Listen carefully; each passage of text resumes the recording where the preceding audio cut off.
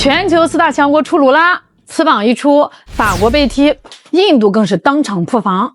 那就在6月2号，美国的外交政策杂志抛出一篇重磅文章，作者是英国剑桥大学的地缘政治中心主任，叫布伦丹·西姆斯。这老头在西方学术界还算号人物研究外交史的。结果这个老头核心思想就一个：当今这个世界上真正称得上四大强国的只有4个国家。一旦定下这4大天王，其他国家全都是边角料、气氛组。那老头大笔一挥列出了名单：美国、中国、俄罗斯、英国。哎呦喂，美中俄这仨吧，咱们捏着鼻子也就认了，毕竟家底子摆在那儿国际影响力也是实打实的。但是英国，大哥，你确定你没拿错剧本吗？你怎么还在拿100年前日不落帝国那张旧船票，想登上21世纪的豪华客轮呢？不过呢，你先别急着笑英国因为这个榜单一出，印度比咱们还急。那今天呢，咱们就顺着这个事儿看看这帮西方精英和印度到底在玩什么聊斋。咱们先来看看这位西姆斯老头为了把英国塞进4大强国的名单里，到底有多努力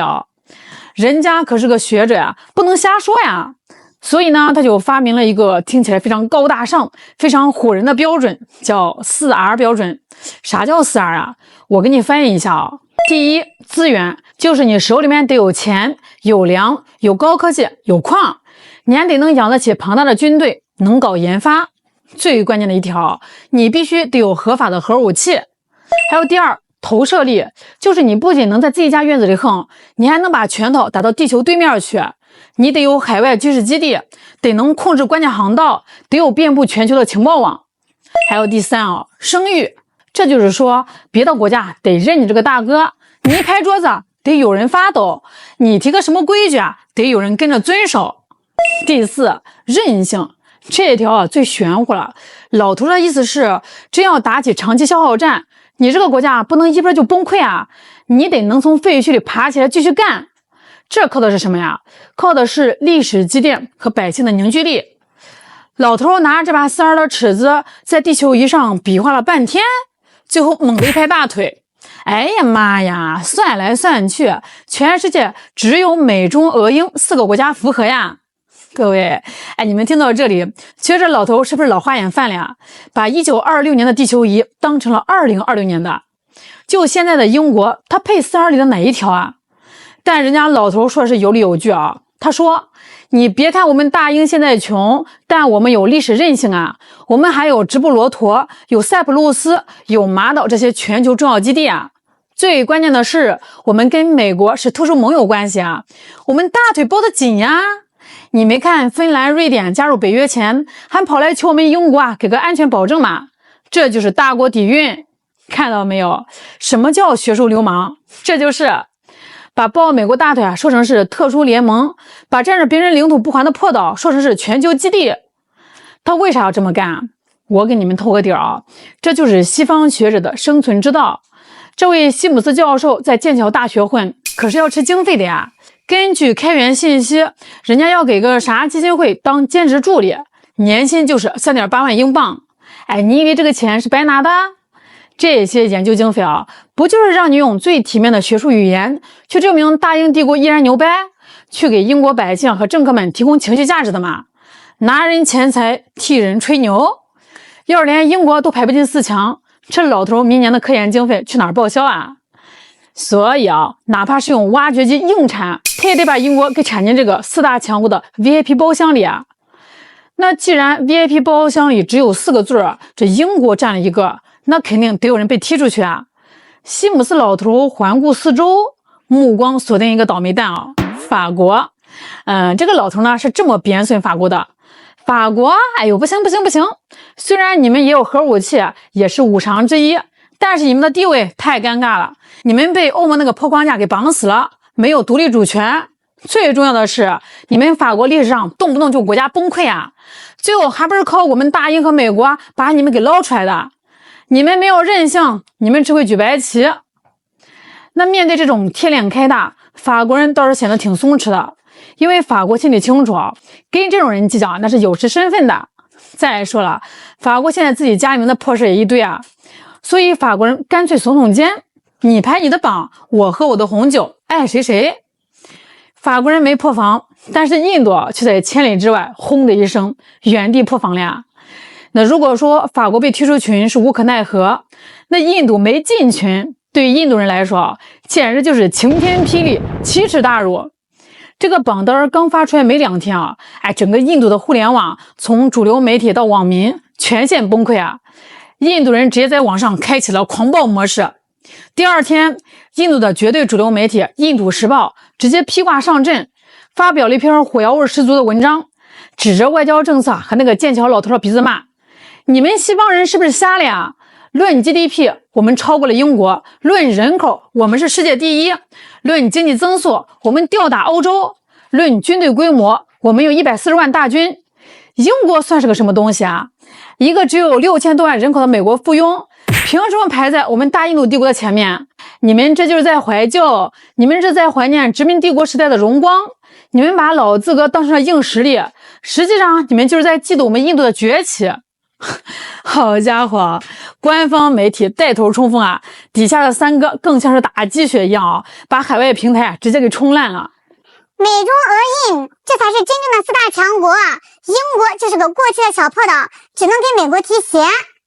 西方媒体怕了，他们恐惧印度的崛起，所以故意在各种榜单上边缘化我们。各位听听这个架势啊！你要是光看这些评论，不看 IP 地址，你还以为印度现在已经在殖民火星了呢。但咱们的脑子是清醒的呀，咱们不妨把这帮印度网民的赛博滤镜给关掉，来看看现实中的印度到底是个什么惨状。这印度网民啊，在网上大喊着我们是全球第4大经济体，但现实是啥呢？咱们看看现在的天气预报，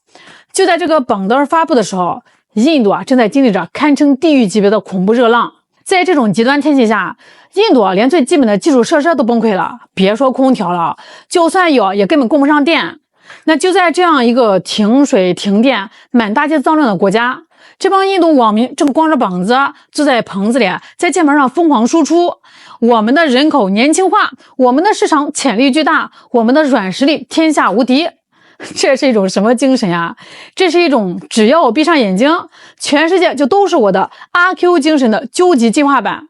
他们吹嘘自己的140万大军，是人是挺多的，但你家那飞机是按月完成衰机 KPI 的呀，你家的航母走2步就得回厂维修的，你引以为傲的核武器在国际上被定性为非法拥核。人家剑桥老头的4R标准里明确说了必须是合法核武器，直接在门槛上就把你踹飞了。那至于说到老头提到那个投射力，咱们必须得公正的说一句在投射力这一块3哥不仅是做到了，而且是全方位无死角的物理投射。那说到这里，肯定有人会问既然印度的现实这么拉垮，为什么他们的人民还能如此的自信心爆棚呢？这除了莫迪老仙儿长年累月的给老百姓灌输营学之外西方媒体的捧杀也是功不可没的。西方为了恶心中国隔三差五的就发几篇文章吹嘘什么印度即将超越中国成为亚洲工厂，印度是下一个超级大国这帮印度人脑回路简单人家一夸他就真信了，直接把客套话当成了圣旨。印度人对这种面子工程的痴迷已经到了病态的程度。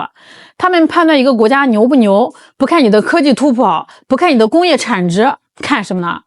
看你在国际会议大合影里站在哪儿。大家回忆一下2024年在意大利举行的 G7 峰会，当时莫迪作为受邀嘉宾去了，拍大合影的时候，因为这个排位的关系莫迪呢正好站在了人群的正中间，也就是咱们常说的 C 位。我的妈呀，这张照片传回了印度国内，那简直比印度登月成功还要轰动整个印度的媒体和网络瞬间沸腾了，狂欢了3天3夜所有的头条全是印度是世界的中心，莫迪领跑全球，全世界都在围绕我们转。在他们的世界观里只要你在照片里站到了中间，你就是老大那当时美国总统拜登被挤到了左边第3个位置，印度网民激动的不行看见没，拜登都得靠边站，美国算什么东西我们印度才是G7的真爸爸。哎呦，我真是连拍桌子的力气都没有了只能报以同情的苦笑三哥呀，三哥，你稍微动动你的脑子想一想好吗？人家 G7 那是7国集团，你印度连个成员国都算不上，人家请你去啊，说白了就是让你当个外围，当个气氛组。因为当时西方觉得你有被利用来对抗中国的价值，请你吃顿饭，顺便让你在主桌旁边加个塞，拍张照。你还真以为这套房子户口本上写的是你的名字啦？这种把徒有其表当成核心竞争力的玩法，只能证明印度的骨子里依然是一个极度不自信的巨婴。那咱们把话往深了说咱们也得明白一个底层的逻辑。西方智库学术期刊，为什么天天吃饱了撑的搞这种什么10大强国、4大霸主、全球军力排名的榜单？原因很简单制定标准，强化话语权，这是一种高级的国际 PUA。谁掌握了排榜的权利，谁就掌握了定义什么是强，什么是弱的解释权。西姆斯教授把英国排进去，不仅是为了自己那3.8万英镑的兼职工资，更是为了维护西方世界最后那点体面。他的榜单反映的是西方学术界在面对中国崛起、俄罗斯强硬时那种复杂、焦虑又极其想保持高傲的心态。对于这种榜单真正的大国是怎么看的？你看看咱们网民看了这个榜单也就是一笑了之呀。4大强国呀，行，你说是就是呗。咱们还是发展中国家，咱们还要搞扶贫，咱们的航母还要继续下水，你们慢慢排，咱们先去干活了。这就叫实事求是。反观印度呢，他们对这种西方野榜的敏感程度简直就像是娱乐圈里疯狂的脑残粉粉丝，为了自家哥哥在海报上是站中间还是站边上，能跟对家在微博上撕个3天3夜。印度现在的外交心态就是典型的饭圈心态。什么？印度没上4大强国榜单？一定是你们有黑幕，一定是你们嫉妒印度，我要去外网冲烂你们。越是缺什么就越在乎什么呀。这句话用在现在印度身上简直是量身定制，仿佛只要在推特上把英国给骂倒了，印度的 GDP 就能瞬间暴涨1万亿美元，印度的飞机就不会掉下来一样。这是一种何等悲哀的精神胜利法呀。那既然印度人这么在乎榜单我在这儿倒是可以给三哥支个招绝对管用。你们印度完全可以自己发个榜单嘛，然后呢把美国、中国、俄罗斯、英国这4个不长眼全踢出去，第1名就是印度，剩下的随便填，这不就结了吗？好啦，今天就聊到这儿啦，我是小兰，咱们下期再见。